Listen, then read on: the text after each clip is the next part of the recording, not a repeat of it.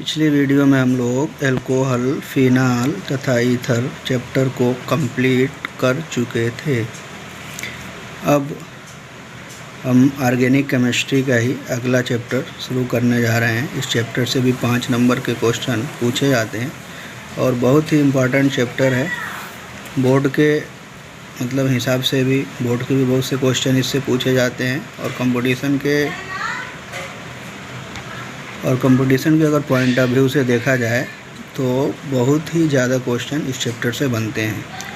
तो हम इस नए चैप्टर को शुरू करने जा रहे हैं। चैप्टर नंबर 12 होगा एल्डिहाइड, कीटोन और कार्बोक्सिलिक अम्ल। एल्डिहाइड, कीटोन और कार्बोक्सिलिक एसिड। तो हम जानते हैं कि अगर एक कार्बन है और कार्बन एक ऑक्सीजन के साथ डबल बॉन्ड के साथ जुड़ा हुआ है तो कार्बन की वैलेंसी होती है 4। अगर एक कार्बन के साथ ऑक्सीजन जुड़ा हुआ है डबल बॉन्ड से और कार्बन की 2 वैलेंसी ऐसे खाली है, इसी ग्रुप को हम बोलते हैं कार्बोनिल समूह। क्या बोलते हैं? Carbonyl group.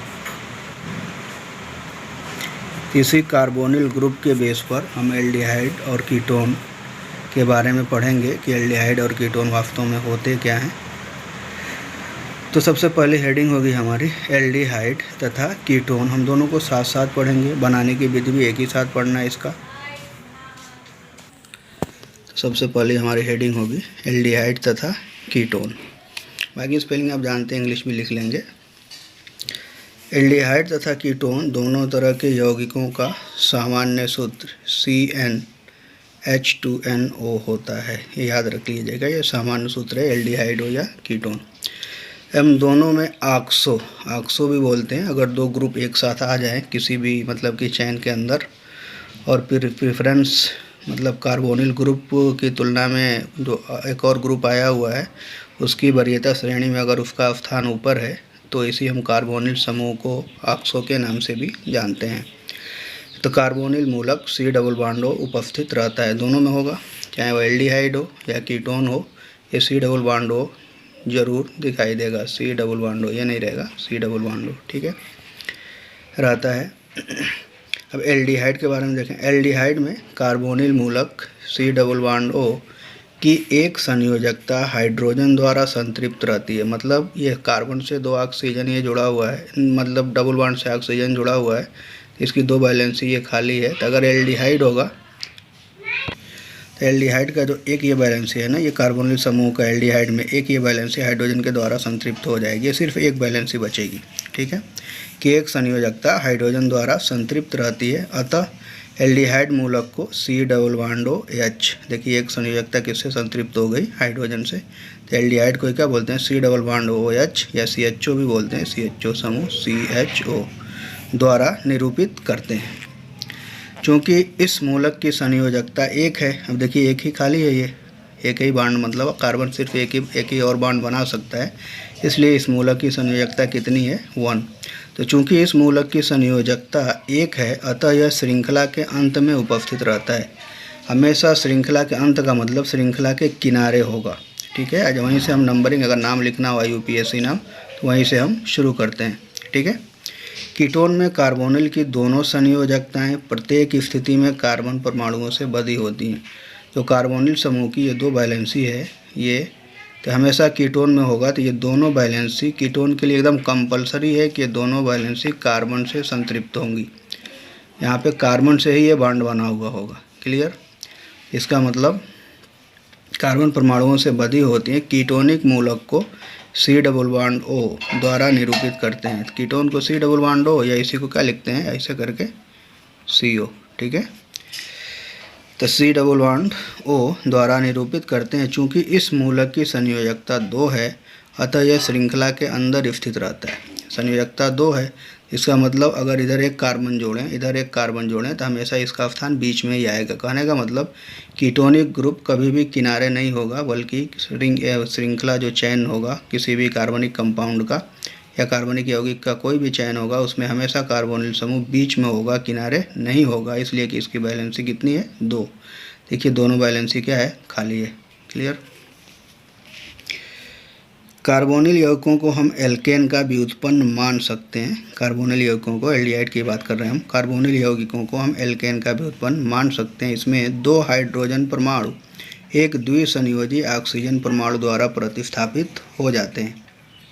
मान लीजिए मेथेन है, CH4 C1 2 3 4, मेथेन 2 हाइड्रोजन इसको हटा दें और इन दोनों बैलेंसी को संतुष्ट करने के लिए हमने एक ऑक्सीजन लगा दिया, तो ये बन गया क्या, CHO एल्डिहाइड। इसको हम क्या बोलते हैं, फॉर्मल्डिहाइड। ठीक, इसी तरह यहाँ से भी 2 हाइड्रोजन निकालें, एक ऑक्सीजन ऐड कर दें, तो 2 हाइड्रोजन हटेगा, 2 बैलेंसी खाली हुई, तो 2 बैलेंसी द्विसंयोजी ऑक्सीजन आके इससे जुड़ा, तो क्या बन गया, CH3 CHO एसिटाल्डिहाइड। इसी बेस पर हम कीटोनों को एल्डिहाइड का भी व्युत्पन्न भी माना जा सकता है। कीटोन को मान लीजिए RC+OH एल्डिहाइड है, एक हाइड्रोजन हटाओ, उसकी जगह पर एल्किल ग्रुप लगा दो, तो क्या बन जाएगा, ketone. RC+OH -H + R RC+OR। Clear. Aldehyde और कीटोन एक ही प्रकार के यौगिक हैं।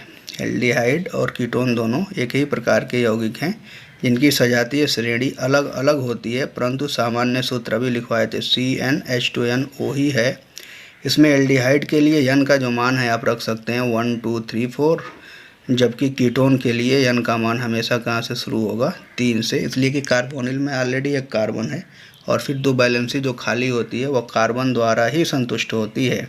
इसलिए कुल मिला के कम से कम जो प्रथम सदस्य होगा कीटोन का, उसमें कम से कम 3 कार्बन होंगे। क्लियर। तो ये थोड़ा सा काम देता है, डायरेक्ट फार्मूला तो ये होगा CnH2nO। तो कभी कभी क्वेश्चन आता है कि एल्डिहाइड श्रेणी के प्रथम सदस्य का IUPAC नाम बताइए। इसी तरह पूछता है कीटोन श्रेणी के प्रथम सदस्य का IUPAC नाम बताइए, तो यहीं से हम लिख करके नाम उसका नामकरण करते हैं। अब एल्डिहाइड के नामकरण के बारे में पढ़ेंगे, एल्डिहाइडों का नामकरण। तो दोनों नाम साधारण नाम और IUPAC नाम। हम जानते हैं एल्डिहाइड में, एल्डिहाइड का जनरल अगर IUPAC नाम की बात करें तो एल्केनल होता है, ALKANAL। एल्केनल, लास्ट में एल्केन से ई हटा करके AL जोड़ देते हैं, एल्केनल। ठीक है, तो आप लोग जानते हैं IUPAC नाम पढ़ चुके हैं, तो हम डायरेक्ट नाम लिख रहे हैं।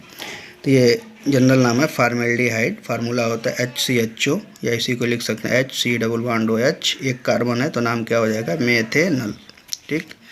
एसिटाल्डिहाइड CH3 CHO, तो 2 कार्बन का एल्डिहाइड है तो नाम क्या हो जाएगा, एथेनल। प्रोपियोनल्डिहाइड, 3 कार्बन है, C2H5 CHO 2 1 3, 3 कार्बन हो गया, तो 3 कार्बन का तो क्या हो जाएगा, प्रोपेनल। एन ब्यूटेरल्डिहाइड, मतलब नॉर्मल ब्यूटेरल्डिहाइड है, 1 2 3 4 कार्बन है, तो इसलिए नाम क्या हो जाएगा, ब्यूटेनल। आइसोब्यूटेरल्डिहाइड, अब आइसो ग्रुप लगा हुआ है ये, CH3CH, CH से 2 CH3 ग्रुप लगा हुआ है, तो ये पूरा समूह क्या कहलाता है, आइसो समूह। अब यहाँ से हम नंबरिंग करेंगे 1 2 3, तो 2 पर मेथिल जुड़ा हुआ है तो नाम हो जाएगा 2 मेथिल, 3 कार्बन की चेन बनेगी तो 2 methyl propanal.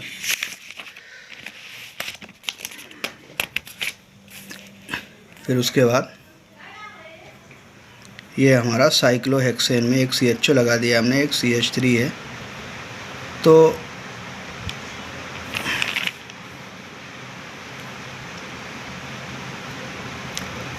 Alpha beta gamma, इसी पोजीशन यहाँ पे जनरल पढ़ते हैं। तो जनरल नाम है, जनरल में हमको ज़्यादा ध्यान नहीं देना है, IUPAC नाम ही हमसे पूछा जाता है ज़्यादा। तो ये अल्फ़ा पोजीशन है, ये बीटा पोजीशन है और ये गामा पोजीशन है।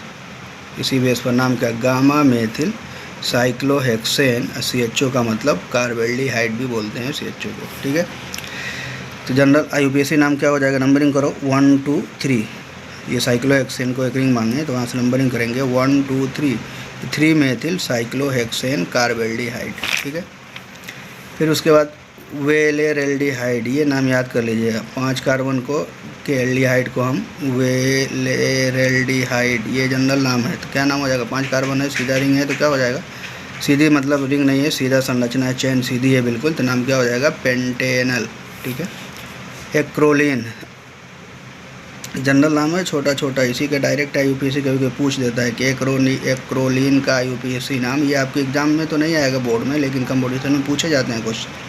तो CH2 CH CHO, नंबरिंग 1 2 3, 2 पर डबल बॉन्ड है तो 2-ene-अल, ठीक है। ये जनरल है बेंजल्डिहाइड, जनरल नाम, या बेंजीन कार्बेल्डिहाइड भी बोल सकते हैं, या यूपीएससी नाम होगा नीचे वाला। CHO थाइलैल्डिहाइड भी बोलते हैं, इसलिए कि यहाँ पे डबल COH लगेगा तो क्या बोलते हैं, तो थाइलिक एसिड। इसी के जगह पर दोनों एल्डिहाइड ग्रुप है तो क्या हो जाएगा, थाइलैल्डिहाइड। Benzene 1,2 di carbaldehyde.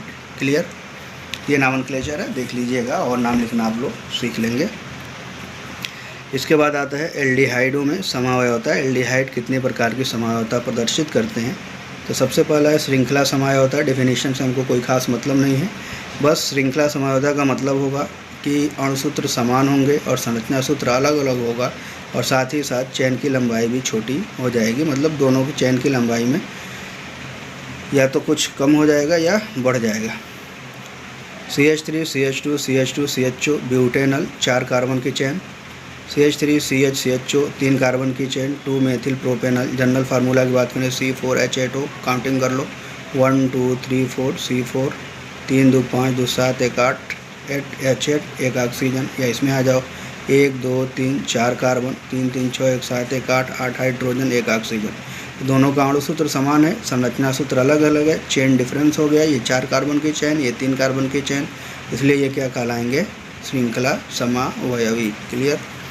फिर उसके बाद से हम इसमें आ जाएँ C5H10O से CH3 CH2 CH2 CH2 CHO 5 carbon की चेन, पेंटेनल।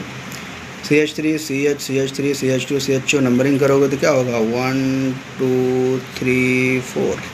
CHO ग्रुप में तो बहुत ईजी होता है, जहाँ है वहीं से नंबरिंग स्टार्ट कर दो 1 2 3 4। 3 मेथिल ब्यूटेनल 4 कार्बन की चेन, ये दोनों एक दूसरे क्या हो जाएंगे, श्रृंखला समावयवी। यहाँ पे देखो CH3 CH2 CH CH3 CHO, यहाँ भी नंबर ही वैसे ही होगा 1 2। ये हो गया 2 मेथिल ब्यूटेनल, ये भी 4 ही कार्बन का है, तो ये भी श्रृंखला समावयवी होगा, फर्स्ट वाले का, सेकंड का नहीं, फर्स्ट का। जबकि सेकंड और थर्ड, ये दूसरा और ये तीसरा, दोनों मिलके दोनों की अगर बात करें तो ये क्या कहलाएंगे, बताइएगा कमेंट करके। वैसे पोजीशन आइसोमेरिज्म अवस्थान समावयवी होंगे। और यहाँ अगर इसमें आ जाएं तो CH3 CH3 CF3 CHO 2 die methyl propanal. देखिए 3 कार्बन की चेन, एक 5 का, एक हमारा ये है 5 कार्बन की चेन, और यहाँ पे ये इसकी अगर बात करें तो ये 4 कार्बन की और ये 3 कार्बन की चेन। तो चेन की लंबाई में मतलब कि भिन्नता है, इसलिए ये समावयवता कैसी होगी, क्या बोलते हैं, श्रृंखला समावयवता। क्लियर। अब दूसरा है क्रियात्मक समावयवता भी प्रदर्शित करता है। C3H6O के निम्नलिखित क्रियात्मक समावयवी समूह CH3 CH2 CHO प्रोपेनल बोलेंगे।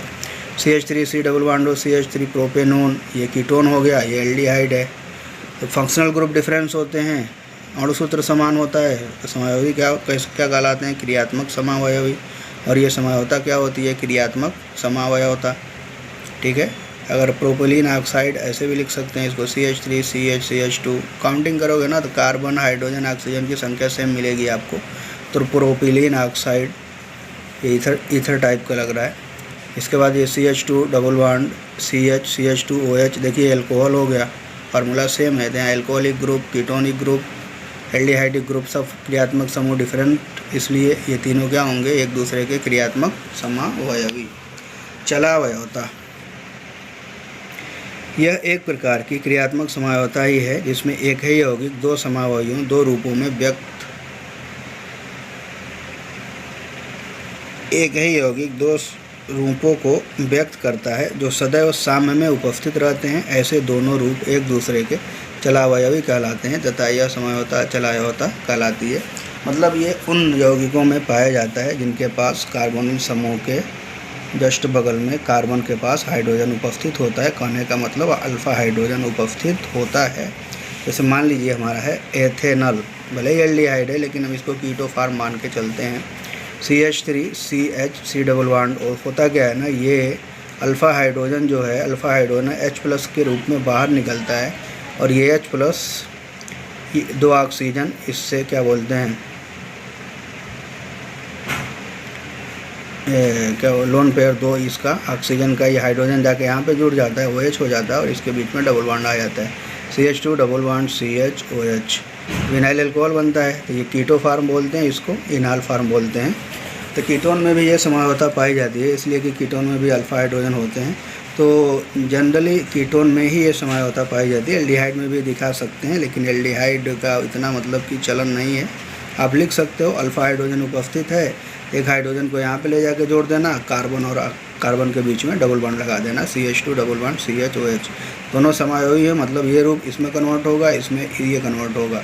कहने का मतलब दोनों का रेट आपस में जब इक्वल होता है तभी इसी अवस्था को हम बोलते हैं साम्य अवस्था। अब यहाँ पे भी यही कंडीशन है, keto form, acetone, keto form, CH3 C double bond O, CH3, एक हाइड्रोजन चाहे इधर से अल्फ़ा निकालो चाहे इधर से निकालो, इधर से निकालोगे CH3 C से OH हो जाएगा, double bond CH2, CH3 C OH double bond CH2। Propene 1 इन 2 आल, इनाल फार्म, इन आल, तो इसलिए कौन फार्म है, इनाल। इसमें कीटोनिक ग्रुप है तो कौन फार्म है, कीटो फार्म। तो हमेशा कीटो फार्म इनाल फार्म से ज़्यादा स्टेबल होता है। तो चलायोता के बारे में भी हम पढ़ाए थे, तो देख लीजिएगा, फर्स्ट ईयर का भी थोड़ा सा समझ में आ जाएगा, वैसे ज़्यादा समझने की कोई खास बात नहीं है। तो कीटोन के बारे में भी कीटोन भी चलायोता प्रदर्शित करते हैं, और इसका एग्जाम्पल हमने यहीं पे दे दिया है। तो इसलिए जब कीटोन बताएंगे वहाँ पे हम इसकी समझौता जब बताएंगे तो इसका डिस्कस हम नहीं करेंगे, ठीक है। अब कीटोन पे आ जाते हैं, एल्डिहाइड में हो गया जो भी पढ़ना था, अब कीटोन में पहुँचते हैं।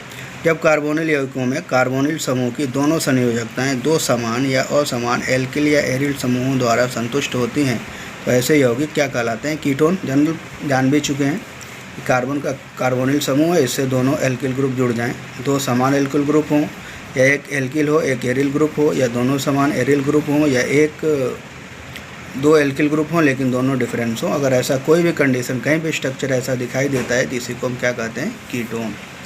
कीटोन को दो भागों में बांटा गया है, बहुत तेज़ी से हम बता रहे हैं इसलिए कि सब कुछ आप जानते हैं, बहुत ज़्यादा मतलब इसमें जानने की ज़रूरत नहीं है। जैसे हम ईथर में पढ़े थे ना, सम्मित ईथर और मिश्रित ईथर, सेम वही कंडीशन कीटोन में है। वहाँ ऑक्सीजन के अगल बगल देखते थे, यहाँ कार्बोनिल समूह के दाएं बाएं देखेंगे, ये ग्रुप समान है। अगर दाएं बाएं दोनों ग्रुप समान हैं तो ऐसे कीटोन को हम बोलेंगे सम्मित कीटोन, अगर डिफरेंट हैं तो क्या बोलेंगे, मिश्रित कीटोन। तो ज़्यादा हम डिफिनीशन नहीं, डायरेक्ट एग्जाम्पल दिखा रहे हैं आपको। CH2 C double bond O, CH3, दोनों मेथिल ग्रुप, सेम ग्रुप, इसलिए क्या कहलाएगा ये, सिमेट्रिकल कीटोन, डाईमेथिल कीटोन भी बोलते हैं इसको। C2H5 C डबल बॉन्ड हो, C2H5 डाई एथिल कीटोन, ये भी क्या कहलाएगा, सम्मित ketone. C6H5 C double bond O, C6H5 diphenyl ketone, ये भी क्या कहलाएगा, दोनों ग्रुप सेम है इसलिए क्या कहलाएगा, सम्मित कीटोन। आगे बढ़ते हैं, मिश्रित या असम्मित कीटोन बोलते हैं। C2H5 C double bond O, CH3, एक तरफ एथिल ग्रुप एक तरफ मेथिल ग्रुप, नाम क्या होगा, एथिल मेथिल कीटोन, दोनों अलग अलग ग्रुप हैं। अगर बीच से हम काटें तो दोनों साइड में अलग अलग मतलब हमको पार्ट प्राप्त होगा, इसलिए हम क्या कह सकते हैं इसको, मिश्रित या असम्मित कीटोन। यहाँ पे CH3 C डबल बॉन्ड हो, CH2 CH2 CH3, एक तरफ प्रोपिल ग्रुप और एक तरफ मेथिल ग्रुप, दोनों डिफरेंट ग्रुप, इसलिए ये भी क्या बोला, असम्मित ketone. C6H5 C double bond O, CH3, एक तरफ फेनिल ग्रुप और एक तरफ मेथिल ग्रुप, दोनों डिफरेंट ग्रुप होने की वजह से नाम क्या हो जाएगा, अनसिमेट्रिकल कीटोन या मिश्रित कीटोन। अगर इसकी बात करें, C6H5 C डबल बॉन्ड हो, C2H5 प्रोपियोनोफिनोन भी बोलते हैं इसको, तो ये भी क्या हो जाएगा, एक तरफ एथिल ग्रुप है एक तरफ फेनिल ग्रुप है, ये भी क्या कहलाएगा, मिश्रित कीटोन। जनरल समझ गए होंगे, बहुत ज़्यादा समझने वाली कोई बात ही नहीं है, ईजी है। तो ये हेडिंग लिख करके आप अच्छे से स्ट्रक्चर बना लीजिएगा, बना के अगर इसका संभव हुआ UPSC नाम आप लिख सकते हैं नीचे। कीटोनों का नामकरण करने जा रहे हैं तो ये भी डायरेक्ट बहुत तेज़ी में लिखेंगे और बताएंगे भी, आप जानते भी हैं। तो जनरल, अगर जनरल IUPAC नाम किन की बात करें कीटोनों के, तो ये होता है एल्केनोन। एल्केन से क्या करते हैं ना, ये एल्केन है, एल्केन से माइनस ही हटाते हैं, प्लस क्या जोड़ते हैं, ओन, तो इक्वल टू का बन जाता है एल्केनोन। बाकी नंबरिंग करना जानते ही हैं। तो एसीटोन या डाई मेथिल कीटोन बोलते हैं। CH3 C double bond O, CH3, तो 3 कार्बन है, 3 कार्बन का मतलब प्रोपेन, तो नाम क्या हो जाएगा, propanone. Clear. Ethyl methyl ketone, CH3 C double bond हो, CH2 CH3, नंबरिंग करो 1 2 3 4, नंबरिंग करो 1 2 3, इधर से नंबरिंग करेंगे, जल्दी ग्रुप पढ़ रहा है ये। तो इसका मतलब एक ही संभावना है, ब्यूटेनोन बनेगा, तो 2 ब्यूटेनोन ही बनेगा, इसलिए जहाँ पे सिर्फ एक ही स्ट्रक्चर बनता है वहाँ पे हम नंबर लिखना ज़रूरी नहीं समझते हैं, तो इसका नाम क्या होगा, butanone. Methyl n propyl ketone, ये मेथिल ग्रुप है, ये प्रोपिल ग्रुप है। नंबरिंग करो 1 2 3 4 5, तो 2 पर है, यहाँ लिखेंगे हम, क्या नाम आ जाएगा, 2 पेंटेनोन। एक 3 पेंटेनोन का आप स्ट्रक्चर बना लीजिएगा यहाँ पे नीचे नंबरिंग करके। आप चाहें तो एक और मतलब 3 पेंटेनोन आप बना सकते हैं। ये हमारा मेथिल आइसोप्रोपिल कीटोन, ये आइसोप्रोपिल समूह है, आइसोप्रोपिल ग्रुप, और ये मेथिल ग्रुप। अब नंबरिंग करोगे 1 2 3, 3 पर मेथिल है तो 3 मेथिल 2 ब्यूटेनोन, IUPAC नाम हो जाएगा। फिर उसके बाद से मेथिल आइसोब्यूटिल कीटोन, ये हमारा CH3 C डबल बॉन्डो ग्रुप है, तो आइसो हो गया, आइसो समूह, 4 कार्बन है, आइसोब्यूटिल, तो मेथिल आइसोब्यूटिल कीटोन। नंबरिंग करो 1 2 3 4, 4 मेथिल 2 पेंटेनोन हो जाएगा नाम, 1 2 3 4 5 कार्बन की चेन है। तो मेसिटिल ऑक्साइड बहुत ही इंपॉर्टेंट है, इसका नाम भी याद रखिएगा और नाम के साथ स्ट्रक्चर एकदम बिल्कुल तैयार कर लीजिएगा। स्ट्रक्चर के साथ IUPAC नाम भी याद होना चाहिए, इम्पॉर्टेंट है और बहुत ही इम्पॉर्टेंट है। मेसिटिल ऑक्साइड जनरल समझ में नहीं आता है कि स्ट्रक्चर कैसा होगा, तो रट लीजिएगा। CH3, C से CH3 double bond CH, C double बॉन्डो CH3। नंबरिंग करोगे 1 2 3 4 5, तो 4 मेथिल पेंट 3 इन 2 ओन, ठीक है, याद कर लीजिएगा इसको। साइक्लोहेक्सेन है, double bond O CH3। Numbering कर लो, अल्फ़ा पोजीशन, डबल बॉन्ड के जस्ट बगल के पोजीशन को अल्फ़ा पोजीशन बोलते हैं। तो alpha methyl cyclohexanone, 2 methyl cyclohexanone, IUPAC नाम हो जाएगा। एरोमेटिक कीटोनों को उनके साधारण नाम से ही जाना जाता है, जैसे ये CH3, ये फेनिल ग्रुप है, इसका नाम होगा मेथिल फेनिल कीटोन या एसिटोफिनोन भी बोलते हैं। ये दोनों बेंजिल ग्रुप है, C6H5 डाईफेनिल कीटोन, या इसको हम बेंजोफिनोन भी बोलते हैं। तो ये नाम है, आप लोग देख लीजिएगा। और आपके बुक में भी, NCERT के बुक में भी अगर कोई चार्ट में और नाम हो तो उसको भी आप लोग इसमें ऐड कर सकते हैं। अब कीटोनों में समवयवता है, उसके बारे में हम चर्चा करेंगे। तो क्रियात्मक समवयवता होती है सबसे पहले C4H8O, CH3 CH2 C double bond O CH3 butanone होगा, CH3 CH2 CH2 CHO butanol होगा। ये एल्डिहाइड समूह हो गया और ये कीटोनिक समूह, तो क्रियात्मक समवयवता तो दिखाएगा। इसी तरह CH3 CH double bond O CH3 epoxy group है। ये तीनों एक दूसरे के क्या कहलाएंगे, क्रियात्मक समावयवी। अगर फंक्शनल ग्रुप डिफरेंट होता है, अणुसूत्र समान होता है, जिसी समावयवता को हम क्या बोलते हैं, क्रियात्मक समावयवता। अब मध्यावयवता दिखाता है, जिस तरह हम ईथर में देख रहे थे कि ऑक्सीजन के दाएं बाएं ग्रुप फार्मूला सेम था, लेकिन अगल बगल ग्रुप डिफरेंट हो जा रहे थे, जिसको हम क्या बोलते थे, मध्यावयवता। यहाँ पे C2H5 C डबल बॉन्ड हो C2H5 डाई एथिल कीटोन, ठीक है। यहाँ पे CH3 C डबल बॉन्ड हो CH2 CH3,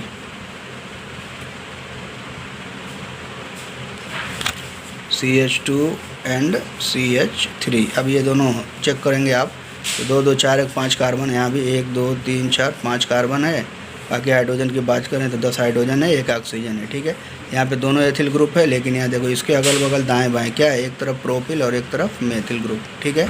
ये दोनों एक दूसरे क्या कहलाएंगे, मध्यावयवी। और गुण क्या कहलाएगा, मध्यावयवता। इसके बाद अगर यहाँ बात करें तो ये आइसोप्रोपिल ग्रुप है और ये हमारा मेथिल ग्रुप है, तो मेथिल आइसोप्रोपिल कीटोन। ये अब देखिए C डबल बॉन्डों के अगल बगल ये भी डिफरेंट ग्रुप, इसलिए क्या कहलाएगा, मध्यावयवता या मेटामेरिज्म, ठीक है। और एक और दिखाता है चलावयवता, जो पहले हम डिस्कस कर चुके हैं, इसके बारे में आपको बता चुके हैं, ठीक है।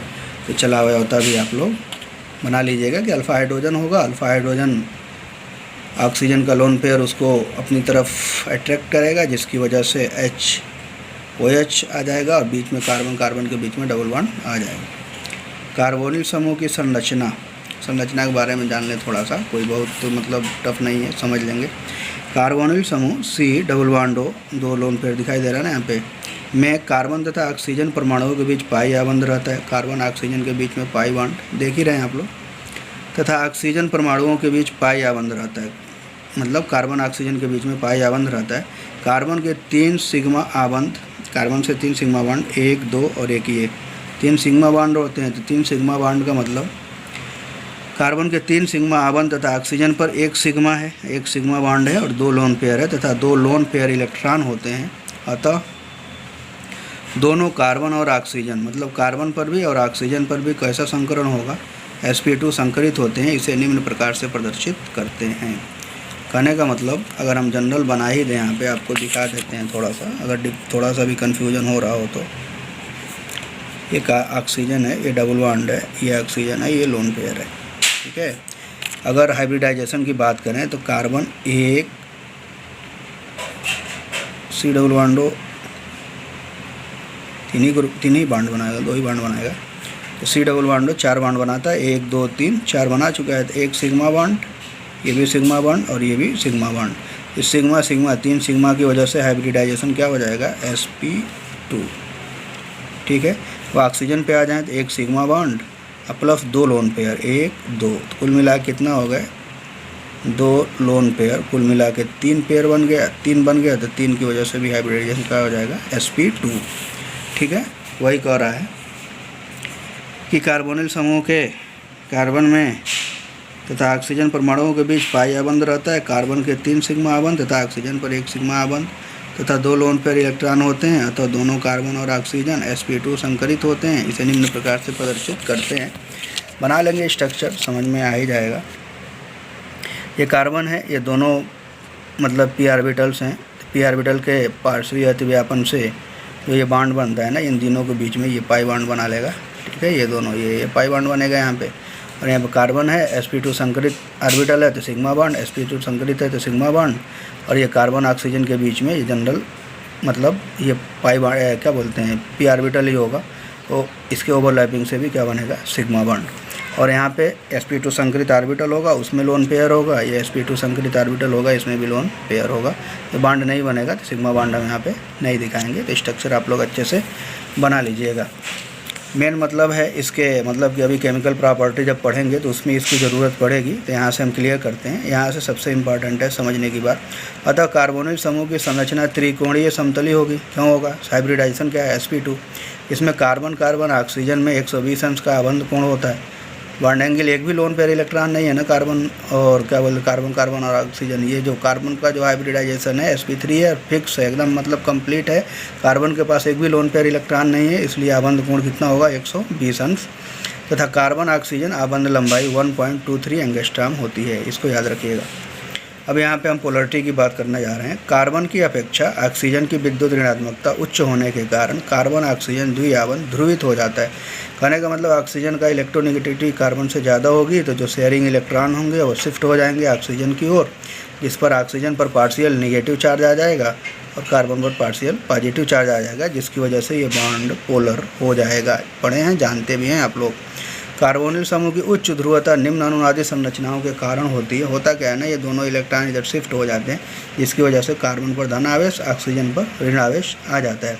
मतलब यहाँ पे इलेक्ट्रॉन की अधिकता हो गई, यहाँ पे इलेक्ट्रॉन की कमी हो गई।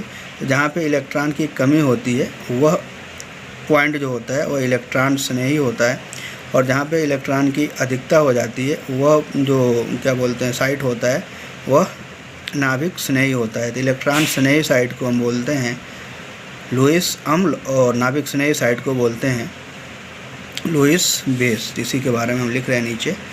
कार्बोनिल समूह का कार्बन एक इलेक्ट्रॉन स्नेही लुईस केंद्र तथा ऑक्सीजन एक नाभिक स्नेही लुईस क्षारक केंद्र होता है। ये बात समझ लीजिएगा। कहने का मतलब कोई भी ऋण आवेशित लिगेंड आएगा तो कहाँ पे अटैक करेगा, कार्बन पे, और धन आवेशित आएगा तो कहाँ पे अटैक करेगा, ऑक्सीजन पे। और इसी बेस पर हम मैक्सिमम रिएक्शन केमिकल प्रॉपर्टी में पढ़ने जा रहे हैं। तो आप बिल्कुल याद रखिएगा, कार्बन पार्शियल पॉजिटिव, ऑक्सीजन पर पार्शियल नेगेटिव चार्ज, जिसकी वजह से माइनस वाला अट्रैक्ट होगा प्लस की तरफ और प्लस वाला अट्रैक्ट होगा माइनस की तरफ। तो जिधर प्लस वाला अट्रैक्ट होता है उसको बोलते हैं नाभिक स्नेह, जिधर माइनस वाला अट्रैक्ट होता है उसको बोलते हैं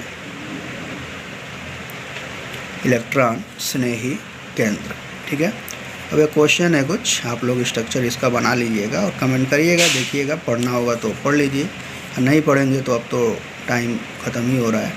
और एक और राय आप लोगों से मतलब लेनी थी, कमेंट करके ज़रूर बताइएगा कि क्या ऑनलाइन क्लास अगर चलाया जाए बोर्ड पे डायरेक्ट, तो अगर कितने लोग संतुष्ट हैं कि ऑनलाइन क्लास चलेगा तो सही रहेगा। तो कमेंट करके ज़रूर बता दीजिएगा, अगर ऑनलाइन पढ़ना होगा तो। निम्नलिखित यौगिकों की संरचना लिखिए। अल्फ़ा मेथॉक्सी प्रोपिओनल्डिहाइड बनाइएगा। 3 hydroxy butanol, 2 hydroxy cyclopentane carbaldehyde, 4 oxopentanol, 4 chloroacetophenone, di द्वितीयक ब्यूटिल कीटोन। इसका स्ट्रक्चर बना करके आपको कमेंट करके चेक कराना है। Thank you.